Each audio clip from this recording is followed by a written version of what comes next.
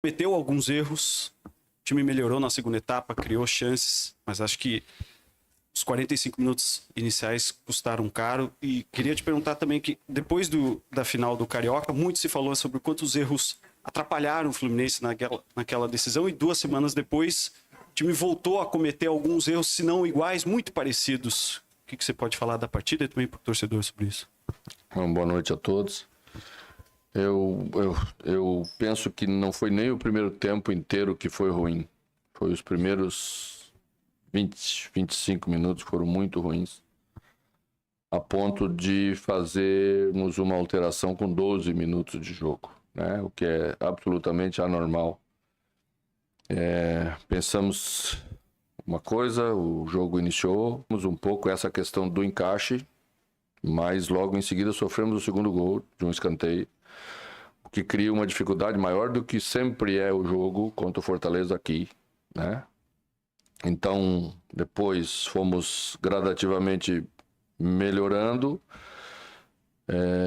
Segundo tempo, bem melhor em quase tudo, menos no último terço, porque você precisa transformar 70% de posse de bola em algo mais produtivo.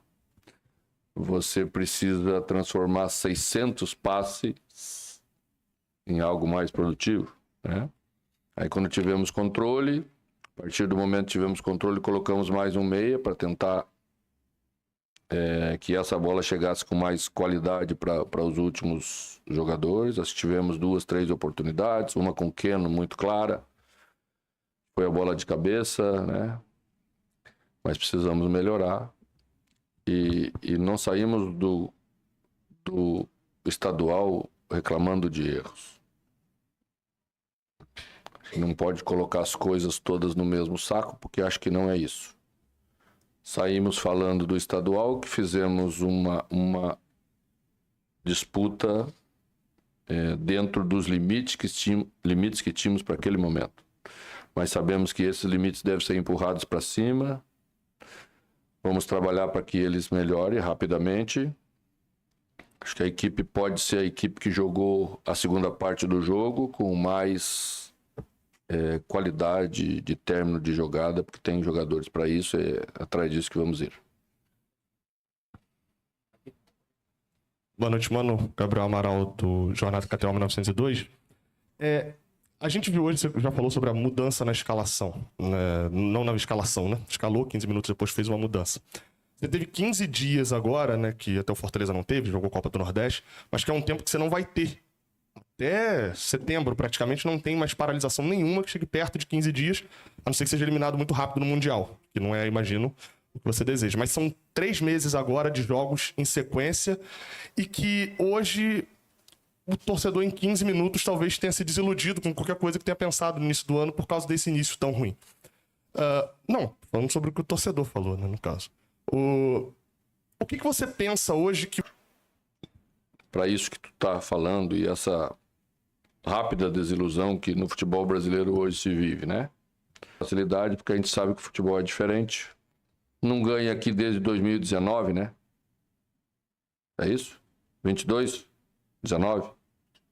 23. Eu quero dizer que é sempre difícil jogar e ganhar aqui, né? Isso não deve servir de um limitador para a gente. Nós queremos ambicionar com 8 de sucesso ou 12 minutos, as pessoas se desiludir com tanta facilidade. Quando a gente quer, a gente se desilude com facilidade. Quando a gente não quer e a gente acredita, a gente sabe que essas coisas passam e que elas vão entrar nos eixos porque a gente tem qualidade para isso. Acredita muito nisso e vai fazer acontecer. Boa noite, mano. João Duarte, da Rádio Pitaguari. Eu queria te perguntar hoje sobre o John Arias, mais especificamente, que ele fez um jogo abaixo, ficou mais preso, mais encaixado no lado direito, e é um jogador que a gente conhece, que sabe, pode flutuar mais, fazer diferentes papéis, e hoje ficou mais no lado direito. Queria que você falasse sobre o John Arias e o jogo dele de hoje, por favor. Bom, a preferência de John Arias jogar é nessa posição que ele jogou a segunda parte do jogo. E o seu lugar de 15 minutos, o Guai também jogando pela direita, então pode estar aí. Não iniciou o jogo aí, né? Se você olhou corretamente, não iniciou o jogo aí. Iniciou por dentro, numa tentativa de ser o jogador mais adiantado nosso, que se aproximasse dos homens da frente para transportar essa bola com qualidade, fazer o que sempre fez. Não conseguimos, o time não conseguiu, né? E como o time não conseguiu, tive que sacrificar a Serna com 12 minutos. É sempre duro tirar um jogador com 12 minutos, mas eram questões táticas importantes que precisavam ser resolvidas, que a equipe não estava conseguindo resolver. Tentamos baixar um pouquinho lá do lado esquerdo com Canóbio, em Pikachu, mas as coisas não andaram, então eu tive que fazer a alteração. Faz parte do jogo. Às vezes você não vai tão bem, às vezes também está cansado. Arias está entre os jogadores que mais jogaram no início dessa temporada. E quando os outros não estavam, ainda fez 2 jogos de intensidade eliminatória, mais viagem. Então, também sente, né? Apesar da força que tem, da questão atlética, é um jogador que também sentiu um pouco. Acho que a segunda parte do jogo, quando nós tivemos domínio do jogo, aí ele pode certamente sair mais daí, sabe que pode sair, tem liberdade para sair.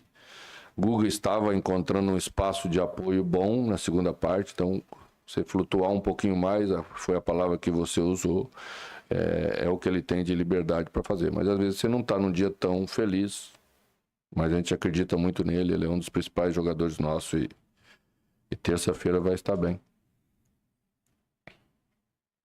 Boa noite, Mano Menezes, Jean Dantas do portal Sou Fortaleza. Mano, quais foram as principais dificuldades impostas pelo Fortaleza no jogo de hoje e o que o Fluminense poderia ter feito de diferente para lidar com isso? Bom, acabamos de falar, vou tentar repetir um pouco de maneira mais clara para que vocês me entendam o que eu estou querendo dizer. Fortaleza não vinha jogando com essa formação, essa foi uma novidade, porque nós esperávamos até com o Pikachu, mas não esperávamos sem Moisés. Então, encontrou um jogador a mais no meio, trouxe mais um jogador para o meio, e a gente teve dificuldade para encaixar nesse meio. Então, com essa superioridade de meio, desencaixou o resto do nosso time. Por isso que tive que colocar mais um jogador no meio campo, que foi Lima, tirar um jogador de beirada para ter, numericamente, uma igualdade capaz de dar encaixes de marcação e não deixar o adversário ter tanta facilidade como teve nos primeiros 15 minutos de jogo. Acho que aí faltou um pouquinho de correção rápida, de questões táticas, de leitura que pode ser feito lá dentro, porque é assim, né? As coisas não estão bem, emergencialmente você encontra soluções que talvez nem sejam as ideais, mas são as soluções que se encontram no momento. Ainda estamos com equipe em formação, essas coisas todas, às vezes você sofre um pouco dessa falta de experiência de situações difíceis, situações que escapam do controle inicial do jogo, mas que a gente tem que ter logo uma ideia. Eu acho que os primeiros jogos vão trazer isso, porque a gente não tem uma ideia clara de cada equipe. As equipes estão terminando seus estaduais, elas vão trazer outras realidades para as próximas rodadas, as primeiras rodadas do Brasileiro. Então a gente tem que estar muito atento para não ser surpreendido, como fomos surpreendidos nos primeiros 15 minutos. Professor, o Alisson para a TV Editora Dinâmica. Fortaleza veio num 5-3-2, fortalecendo muito o centro e dificultando muito o seu processo de construção. Os 2 gols sofridos nascem de erros de saída de bola, muito por essa intensidade do Fortaleza. No segundo gol, no caso, é que gera o escanteio do gol do Fortaleza. Como é que você analisa a dinâmica de saída de bola do seu time? Você teve uma boa posse de bola, mas não conseguiu furar esse sistema defensivo do Fortaleza bem montado. Fale um pouquinho sobre essa dimensão, por favor. Bom, primeiro, achei que não tivemos dificuldade para sair com a bola no primeiro estágio. Criamos dificuldades para sair com a bola no primeiro estágio. Erramos bastante, erramos passes simples. A própria origem do segundo gol que terminou no escanteio era uma bola que estávamos com ela controlada. O gol puxou para trás, saiu, estava fazendo bloqueio, escapou e veio para trás, né? São as percepções que você tem que ter lá na hora. Pode treinar de várias maneiras, mas o adversário pode fazer algo diferente lá e a gente deixou escapar. Então, primeiro aspecto, não achei que nós tivemos uma pressão tão grande no nosso sistema capaz de dificultar, como já tivemos contra outras equipes, por exemplo. Não pode errar E isso criou dificuldade, deu moral ao adversário e custou caro pra gente. Questão final, a nossa equipe, ela precisa resolver o problema de último terço. Porque desde que perdemos Ganso, que é um genial meia, que é capaz de achar um passe onde os outros não acham, nós nos ressentimos agora. Hoje estreou Lescano, entrou no primeiro jogo, né? Que é um meia com característica de construir.